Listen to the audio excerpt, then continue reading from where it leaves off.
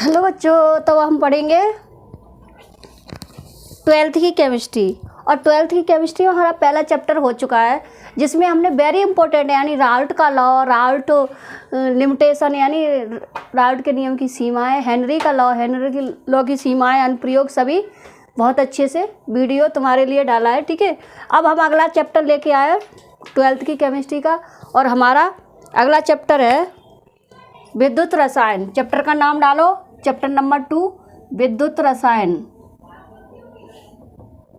विद्युत रसायन ये हमारे पाठ का नाम है, यानी चैप्टर का नाम है।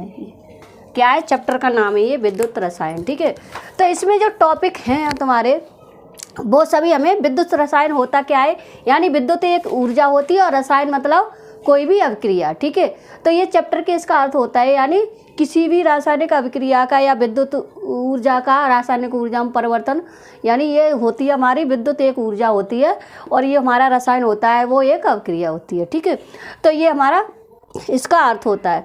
अब हम सबसे पहले इसमें पढ़ते हैं एक टॉपिक, वो है हमारा इलेक्ट्रोड। इलेक्ट्रोड क्या होता है? ठीक है, इलेक्ट्रोड क्या होता है? इलेक्ट्रोड वो होते हैं जब हम कोई छड़ लेते हैं। ठीक है, एक छड़ ली हमने, कोई भी हम पहले पात्र बना लेते हैं, कोई भी पात्र लिया हमने ये। ठीक है, इस पात्र को हमने क्या किया, इस पात्र में हमने कोई भी छड़ डुबोई। ठीक है, ये हमारी छड़, ये छड़ हमने इसमें डुबोई। ठीक है, इसमें कोई सॉल्यूशन भरा है तो इसमें कोई छड़ डुबाई। ठीक है, तो जब किसी धातु की छड़ को उसी धातु के लवण के विलयन में, यानी मान लो ये Cu की छड़ है, ठीक है, तो इसे Cu के यानी CuSO4 के विलयन में डुबोया तो ये क्या बन गया, इसके बाद इस पर क्या है, एक विभव उत्पन्न हो जाता है। उससे ही इसको जो तैयार किया गया उसे कहते हैं हम इलेक्ट्रोड। क्या कहते हैं? इलेक्ट्रोड। ठीक है, तो इलेक्ट्रोड दो प्रकार के होते हैं। ठीक है, इलेक्ट्रोड कितने प्रकार के हों? 2 टाइप के होते हैं। एक होता है प्लस का, यानी ये इलेक्ट्रोड है हमारा।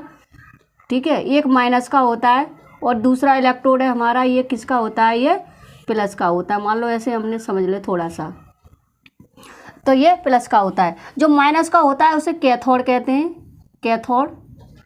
ठीक है, और जो प्लस का होता है उसे एनोड कहते हैं। तो ये 2 इलेक्ट्रोड होते हैं। जब किसी धातु को उसी धातु के लवण के विलयन में डुबोते तो वो इलेक्ट्रोड बन जाता है, जिसे हम इलेक्ट्रोड कहते हैं, जो छड़ी बन जाती है। ठीक है, अब देखो सबसे पहले हम इसे समझने के लिए हम सबसे पहले इसे समझते हैं इलेक्ट्रोड विभव किसे कहते हैं। ठीक है, इलेक्ट्रोड विभव, हेड डालो, इलेक्ट्रोड विभव, विभव, इलेक्ट्रोड विभव, ये हमारा टॉपिक है, इसे हमें पढ़ना है। ठीक है, तो इलेक्ट्रोड विभव है क्या, पहले थोड़ा समझ लेते हैं। यानी हमने कोई पात्र लिया, ये ठीक है, कोई बर्तन लिया, इसमें कोई सॉल्यूशन भर लिया, कोई लवण भर लिया। ठीक है, इसमें एक छड़ डाली, वो भी छड़ किसकी थी? उसी धातु की बनी हुई थी जिसका लवण में, जिसका उसमें विलयन भरा हुआ था। ठीक है, इसको हमने इसमें डाला। ठीक है, अब इसमें कोई सॉल्यूशन भरा हुआ है। क्या भरा हुआ है? सॉल्यूशन भरा हुआ है।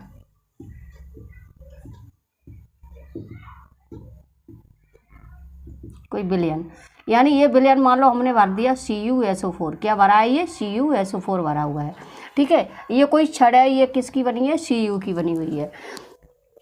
तो क्या इसमें लिखेंगे, क्या डेफिनेशन क्या लिखेंगे? हम डेफिनेशन लिखेंगे इसमें मानक इलेक्ट्रोड, यानी इलेक्ट्रोड विभव की डेफिनेशन होती क्या है? जब किसी धातु की छड़ को, कोई भी धातु ले ली हमने, ठीक है, जब किसी धातु की छड़ को उसी धातु के लवण के विलयन में डुबोया जाता है। अब उसी धातु का लवण का विलयन क्या है? उसी धातु का विलयन है Cu की छड़ है और Cu का ही विलयन है। ठीक है, जब किसी धातु की छड़ को उसी धातु के लवण के विलयन में डुबोया जाता है तो उस पर क्या होता है? उसकी सतह पर एक विभव उत्पन्न हो जाता है, जिसे ही इलेक्ट्रोड विभव कहते हैं। उसकी सतह पर क्या हो जाता है? एक विभव उत्पन्न हो जाता है, उसे ही इलेक्ट्रोड विभव कहते हैं। ठीक है, तो इसको क्या करेंगे हम, इसमें जैसे पहले डेफिनेशन लिख लेते हैं इसकी। डेफिनेशन लिखो, जब किसी, यहाँ से लिखो, जब किसी धातु की छड़ को, ठीक है, किसको, छड़ को, जब किसी धातु की छड़ को उसी के लवड़ के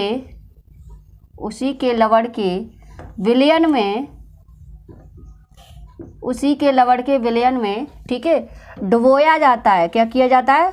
डुबोया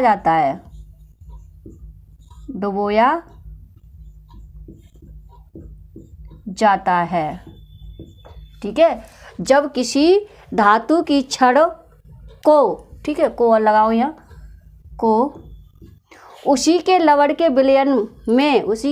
विलयन में डुबोया जाता है, ठीक है, डुबोया जाता है, तो धातु की सतह पर, किस पर? धातु, ये हमारी धातु है इसकी, ठीक है, तो धातु की छड़ की सतह पर, धातु की छड़ की सतह पर एक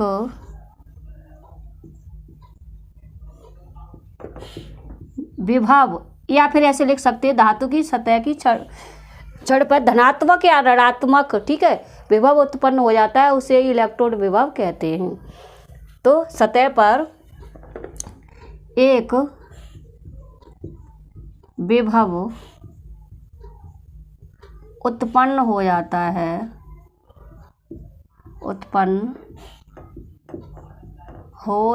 है, जिसे इलेक्ट्रोड विभव कहते हैं। इलेक्ट्रोड विभव कहते हैं, जिसे इलेक्ट्रोड, चलो इधर लिखते हैं, इलेक्ट्रोड विभव कहते हैं,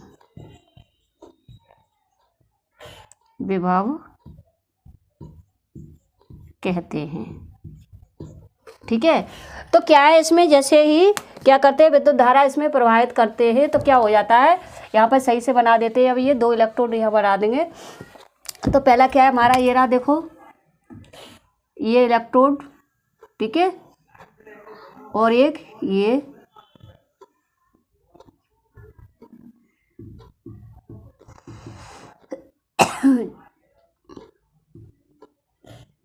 तो ये एक होता है किसका, माइनस का, और एक होता है प्लस का, ठीक है। जो माइनस का होता है उसको कैथोड का नाम दिया, और जो प्लस का होता है उसको एनोड का नाम दिया, ठीक है, विभव कहते हैं। तो क्या है, जैसे ही हम इसमें क्या करते हैं, विद्युत धारा प्रवाहित करता है, तो क्या होता है, ये आयनों में टूट जाता है, ठीक है। तो कुछ आयन, यानी धनात्मक आयन एक तरफ हो जाते हैं और ऋणात्मक आयन एक तरफ हो जाते हैं, तो उसके बीच जो विभवांतर उत्पन्न हो जाता है उसे ही कहते हैं इलेक्ट्रोड विभव, ठीक है। तो क्या है, जब परिभाषा क्या लिखोगे, जब किसी धातु की छड़ को उसी लवड़ के विलयन में डुबोया जाता है, तो धातु की छड़ की सतह पर एक विभव उत्पन्न हो जाता है, जिसे इलेक्ट्रोड विभव कहते हैं। क्या कहते हैं? इलेक्ट्रोड विभव कहते हैं, ठीक है। इसे आगे लिख दो, इसे प्रदर्शित करते हैं,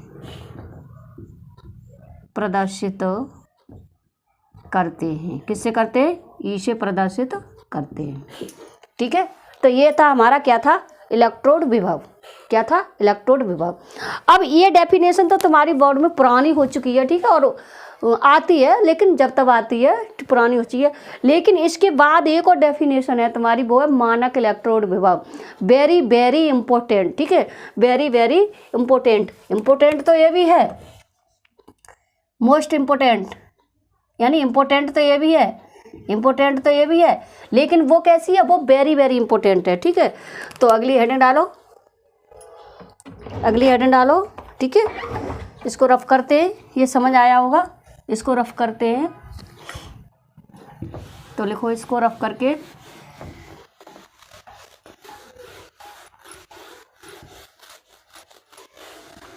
इसको रफ करते हैं। तो इसके बाद हेड डालो मानक इलेक्ट्रोड विभव। इसके बाद हेड डालो दूसरी हेडिंग, दूसरा टॉपिक है हमारा मानक इलेक्ट्रोड विभव। मानक इलेक्ट्रोड विभव, ठीक है। वो तो हमारा इलेक्ट्रोड विभव था। अब ये क्या आया, अब आया ये मानक इलेक्ट्रोड विभव, ठीक है। अब मानक इलेक्ट्रोड विभव क्या होता है? मानक इलेक्ट्रोड विभव भी यही होता है। इसमें क्या होता है कि जब, ठीक है, कोई भी धातु लेंगे हम, इसमें भी डायग्राम बनाते हैं, डायग्राम के द्वारा समझेंगे, ठीक है। कोई भी धातु हमने ली, मान लो ये हमने बनाया, ये कोई भी पात्र ले लिया, ठीक है।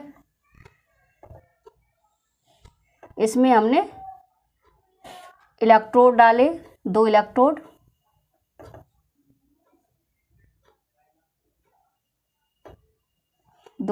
लगाए इसमें हमने, ठीक है। ये क्या लगा दिए, 2 इलेक्ट्रोड लगा दिए, ठीक है। अब इनके बीच हमने भर दिया ये सॉल्यूशन, कोई भी लवण भर दिया, लवण यानी सॉल्यूशन,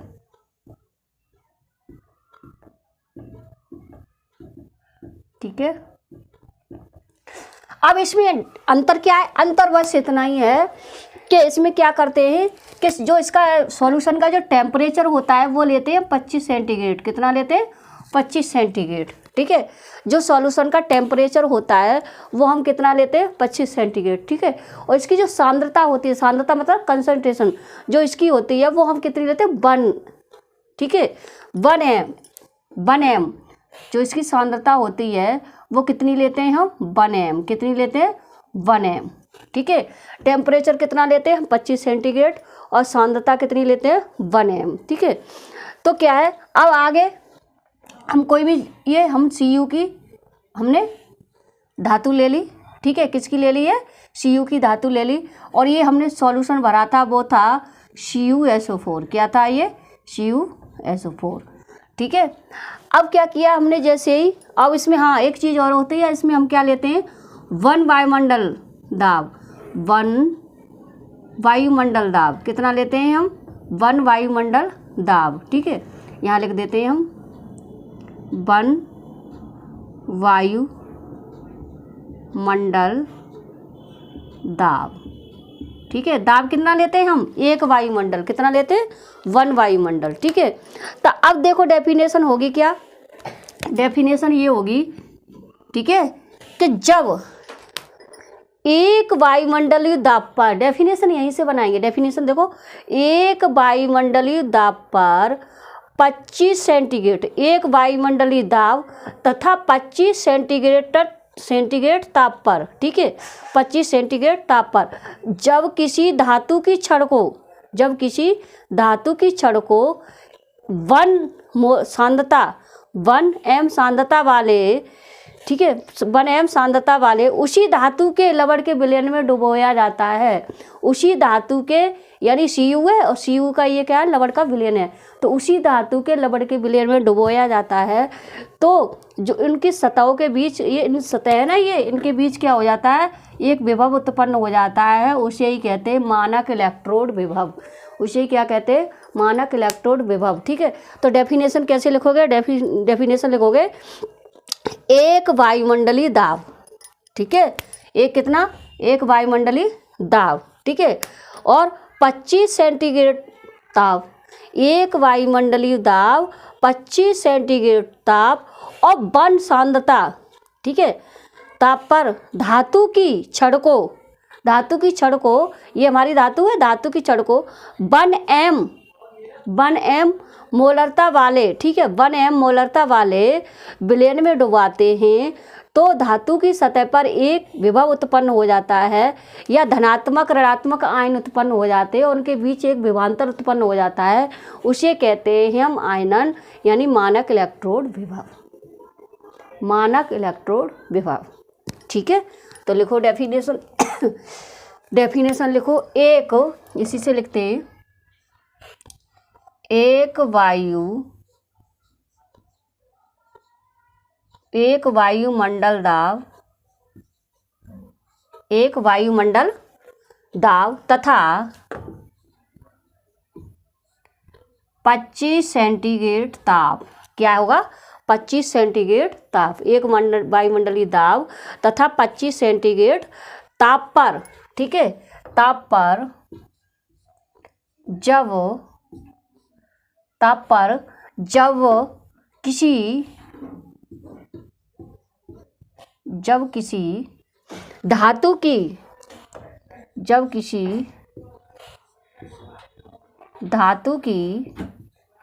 ठीक है, जब किसी धातु की छड़ को, ठीक है, किसको, छड़ को, जब किसी धातु की छड़ को, ठीक है, 1 मोलरता यानी 1 मोल 1 m सांद्रता वाले, ठीक है, 1 m सांद्रता वाले 1 m क्या लिया हमने, 1 m सांद्रता वाले, ठीक है, उसी धातु के लवण में, उसी धातु कौन सी है, ये और ये लवण, ये है, उसी में डुबोया जा रहा है, ठीक है। तो लिखो उसी धातु के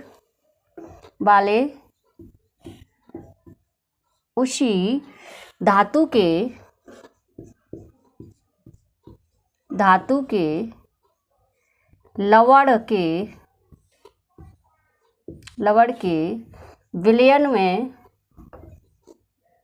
विलयन, ठीक है,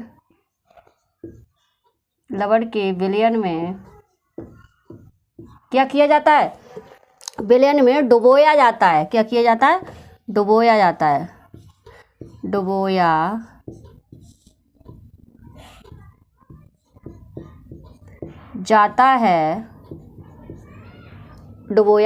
जाता है, तो धातु की सतह पर,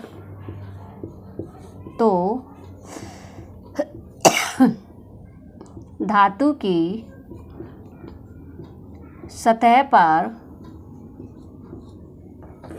की सतह पर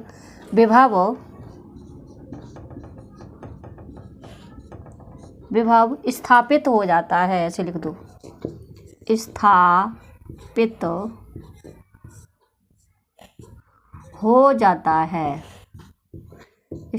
हो जाता है, ठीक है। तो परिभाषा कैसे लिखेंगे, एक वायुमंडलीय दाब तथा 25 सेंटीग्रेड ताप पर जब किसी धातु की छड़ को 1 मोलर सांद्रता वाले उसी धातु के लवण के विलयन में डुबोया जाता है, तो धातु की सतह पर विभव स्थापित हो जाता है। इसे मानक क्या कहते हैं, मानक, वेरी इंपॉर्टेंट लिख लो यहाँ, वेरी इंपॉर्टेंट, मानक इलेक्ट्रोड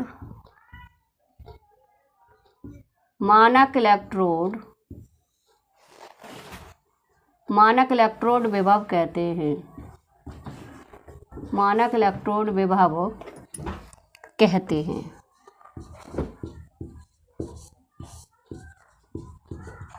ठीक है। तो क्या है, जब किसी, ठीक है, तो कैसे लिखेंगे हम, डेफिनेशन वेरी इंपॉर्टेंट है और ये बहुत आता है, यानी जब एक वायुमंडलीय दाब पर तथा 25 सेंटीग्रेड ताप पर, यही से डेफिनेशन, एक वायुमंडलीय दाब पर तथा 25 सेंटीग्रेड ताप पर, ठीक है, किसी धातु को उसी के 1 मोल सांद्रता वाले विलयन में डुबोया जाता है, तो क्या हो जाता है, उस पर धातु की सतह पर एक विभव स्थापित हो जाता है, उसे ही मानक इलेक्ट्रोड विभव कहते हैं। इसे आगे लिखो, इसे ई नॉट से प्रदर्शित करते हैं, इसे ई नॉट से प्रदर्शित करते हैं, किससे करते हैं, ई नॉट से प्रदर्शित करते हैं, ठीक है। तो ये है हमारी 2 डेफिनेशन थी, एक हमारा मानक इलेक्ट्रोड विभव और दूसरा क्या है हमारा, दूसरा है, एक था हमारा इलेक्ट्रोड विभव और दूसरा था मानक इलेक्ट्रोड विभव, ठीक है। अब अगला टॉपिक इसी से संबंधित है, अगला टॉपिक देखो, ठीक है, अगला टॉपिक इसे रफ करते हैं, फिर देखो अगला टॉपिक नेनर्स्ट समीकरण, वेरी इंपॉर्टेंट, वो भी वेरी इंपॉर्टेंट है, ठीक है।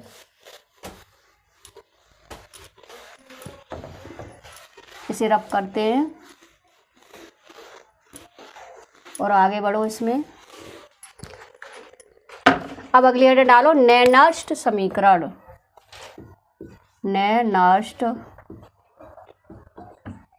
नैनस्ट समीकरण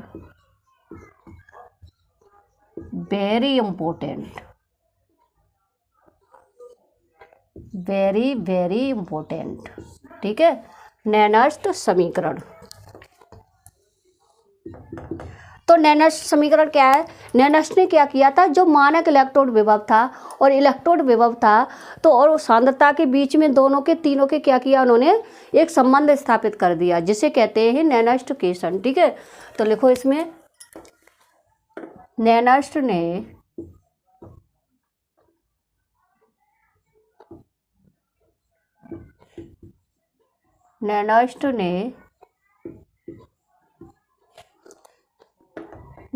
ने सेल के इलेक्ट्रोड, ठीक है, इलेक्ट्रोड विभव, सेल के इलेक्ट्रोड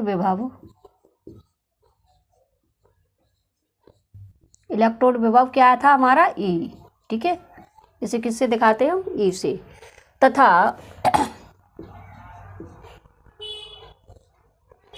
मानक इलेक्ट्रोड विभव, मानक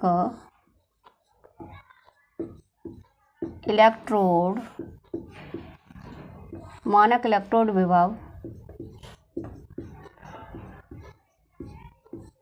विभव की सांद्रता के बीच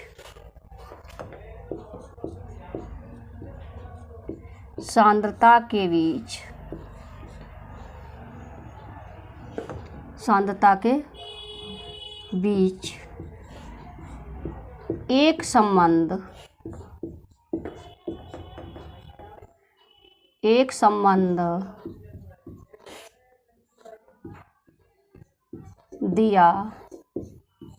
संबंध दिया, जिसे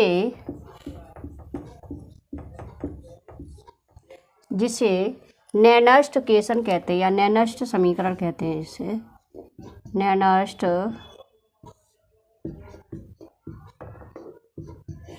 समीकरण कहते हैं।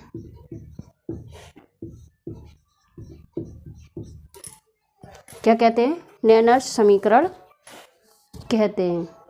ठीक है, अब नैनस्ट समीकरण थी क्या? ठीक है, अब देखो नैनस्ट समीकरण n+, ठीक है, एक का एक क्यू, ठीक है, इसमें कोई भी हमने सॉल्यूशन इसमें घोला था, प्लस, ठीक है, क्या किया हमने, इसको 1 इलेक्ट्रॉन दिया, 1 इलेक्ट्रॉन, एक इलेक्ट्रॉन इसको लिया, तो ये बन गया हमारा MS, यानी एक सॉलिड यानी धातु। अब इसे मानक इलेक्ट्रोड विभव और इससे कैसे दिखाएंगे, इसे दिखाते हैं हम E=E0, किससे दिखाएंगे, E=E0 -RT, ठीक है, -RT, ठीक है, log E, ठीक है, log E, और फिर ये कहाँ पहुँच जाएगा हमारा, इधर पहुँच जाएगा। ठीक है, तो ये यहाँ और ये इधर पहुँच जाएगा, तो ये को क्या हो जाएगा, M/Mn+, ठीक है, तो ये हो जाएगा हमारा अपॉन में क्या था हमारा, NF, क्या था ये, NF था। ठीक है, अब देखो इसके बाद उन्होंने क्या किया कि E0, फिर दिखाया E=E0 -RT, ठीक है, अब क्या किया उन्होंने, इसकी जगह M की जगह क्या किया, 1 मोल सांद्रता ले ली, कितनी ले ली, 1 M सांद्रता, कितनी, 1 M सांद्रता। ठीक है, तो RT, ठीक है, अब यहाँ लगाएंगे, थोड़ा ऊपर को रफ करके लिखते हैं, ठीक है, थोड़ा ऊपर को लिखते हैं रफ करके, ताकि बन जाए हमारा एक क्यू। ठीक है, तो यहाँ क्या लिखेंगे हम, यहाँ लिखेंगे E=E0 -RT, ठीक है, R T upon N F, R T upon N F log, ठीक है। अब लॉग ई, अब ये कहाँ पहुँच जाएगा, इधर पहुँच जाएगा, ठीक है। तो ये क्या हो जाएगा, M upon M N plus, ये क्या हो जाएगा, M upon M N plus, ठीक है। तो ये हमारा इसमें हो जाएगा ये। अब क्या एम बराबर हम क्या ले लेंगे, 1 मोल, क्या ले लेंगे, 1 मोल सांद्रता ले लेंगे, ठीक है। अब देखो अब क्या हो जाएगा हमारा ये E equal to E not minus R T upon N F, ठीक है, लॉग ई। अब यहाँ क्या करेंगे, 1 ले लेंगे, क्या करेंगे, 1 ले लेंगे, ठीक है। तो 1 अपॉन एम एन प्लस, ठीक है, ये हो जाएगा हमारा 1 अपॉन एन एन प्लस। अब क्या है, अब हम यहाँ पर जब 0.3 के रूप में इसमें टेम्परेचर यानी लेते हैं तो क्या करते हैं, वो इक्वेशन बदल जाती है, log 10 के रूप में आ जाती है फिर, ठीक है। तो कितनी आ जाएगी हमारी, E equal to E not, ठीक है, माइनस यहाँ आ जाएगा फिर 2.303, ठीक है, 2.303, ठीक है। अब ये हो जाएगा आर टी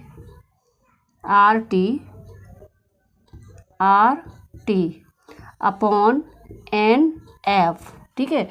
अब यहाँ आ जाएगा log 10, क्या आ जाएगा, log 10, ठीक है। क्या आ गया हमारा, log 10 आ गया। अब ये अब यहाँ आ जाएगा 1 अपॉन एम एन प्लस, क्या आ जाएगा, 1 अपॉन एम एन प्लस आ जाएगा, ठीक है। तो ये हमारी यहाँ तक समीकरण आई। इसको समीकरण को यहाँ से आगे और लिखने के लिए इसी में हम क्या करते हैं, फिर इसी में अब हम क्या करेंगे, आर टी और इसकी वैल्यू सबकी लगा देंगे यहाँ पर, ठीक है। आर टी की, इसकी और जो वैल्यू होती है वो लगा देंगे। तो टी की वैल्यू कितनी लगाएंगे हम, यहाँ पर टी की वैल्यू लिख लो, यहाँ पर लिख लेते हैं हम, टी की वैल्यू लगाएंगे, यानी 298, ठीक है। आर की वैल्यू वो उसकी आर की वैल्यू लगाएंगे 8.314 और एफ़ की वैल्यू कितनी लगाएंगे हम, एफ़ की वैल्यू लगाएंगे 96500, ठीक है। तो ये वैल्यू हम यहाँ पर फिट कर देंगे। तो ये कितना हो जाएगा हमारा फिर, E not equal to E not minus 2.30 E equal to E not minus 2.303, ठीक है। आर की वैल्यू कितनी लगाएंगे हम, आर की वैल्यू हमने कितनी लिखी है, 8.314 इंटू टी की वैल्यू कितनी लगाएंगे हम, टी की वैल्यू कितनी लिखी है हमने 298, ठीक है, अपॉन एन, एफ़ की वैल्यू कितनी लगाएंगे हमने, एफ़ की कितनी लिखी है 96500, ठीक है। और ये हमारा log 10, ठीक है, log 10, और ये हमारा क्या हो जाएगा 1 अपॉन एम एन प्लस, ठीक है। अब हम इसको जब डिवाइड करेंगे, इसको मल्टीप्लाई करके पूरा डिवाइड करेंगे तो ये हमारा आ जाएगा, यानी E equal to E not, ठीक है, माइनस ये आ जाएगा हमारा, अब हम डायरेक्ट इसको लिख देंगे तो ये हमारा आ जाएगा फिर E equal to E not minus 0.0, ठीक है, 0591 अपॉन एन, ठीक है, अपॉन एन, और यहाँ आ जाएगा log 10, कितना आ जाएगा log 10, और फिर हो जाएगा हमारा 1 अपॉन एम एन प्लस, ठीक है, 1 अपॉन एन एम प्लस। तो ये हो जाता है हमारा नेर्नस्ट इक्वेशन, क्या हो जाता है, नेर्नस्ट इक्वेशन, ठीक है। ये हमारी समीकरण हो जाती है, नेर्नस्ट समीकरण। तो ये हमारी नेर्नस्ट समीकरण, ठीक है, यही क्या है, हमारी नेर्नस्ट समीकरण है। तो यहाँ एम क्या है, यहाँ अब क्या लिखेंगे, ई क्या है हमारा इलेक्ट्रोड विभव, और ई नॉट क्या है हमारा मानक इलेक्ट्रोड विभव, एन का है हमारी इलेक्ट्रॉनों की संख्या, ठीक है, और एम क्या है जो भी धातु इलेक्ट्रॉन जो रिएक्शन करेगी, ठीक है। तो ये सारा है इसमें। अब ये हमारी वीडियो वेरी इंपॉर्टेंट है, ये इक्वेशन, इसको लर्न कर लेना।